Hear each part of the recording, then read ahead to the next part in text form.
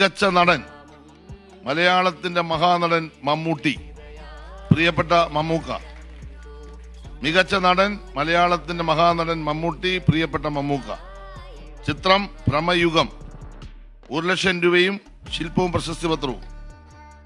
കൊടുമൺ, പോറ്റി, ചാത്തൻ എന്നീ 2 കഥാപാത്രങ്ങളെ ഏകശരീരത്തിലേക്ക് ആവാഹിച്ചുകൊണ്ട് അധികാരത്തിനകത്തെ പൈശാചികതയെ അതിശക്തമായും സൂക്ഷ്മമായും ആവിഷ്കരിച്ച ഭാവാവനയ മികവിന് താരപദവിയും പ്രതിച്ഛായയും മറന്ന് ഉടലിനെ അഭിനയ പരീക്ഷണത്തിന്റെ ഉപാധിയാക്കാനായി എടുത്തണിഞ്ഞ പ്രതിനായക വേഷത്തിന്റെ പാർന്നാട്ട പൂർണ്ണതയ്ക്ക്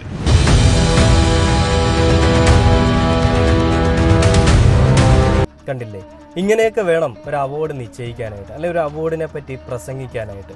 അത് വേണ്ട രീതിയിൽ തന്നെ നമ്മുടെ മന്ത്രി അത് പ്രസംഗിച്ചു, അല്ലെങ്കിൽ അതിനെപ്പറ്റി അവതരിപ്പിച്ചു. ഒരു കൊടുമൺ പോറ്റിയായിട്ടുള്ളൊരു കഥാപാത്രമായിട്ട് മമ്മൂക്ക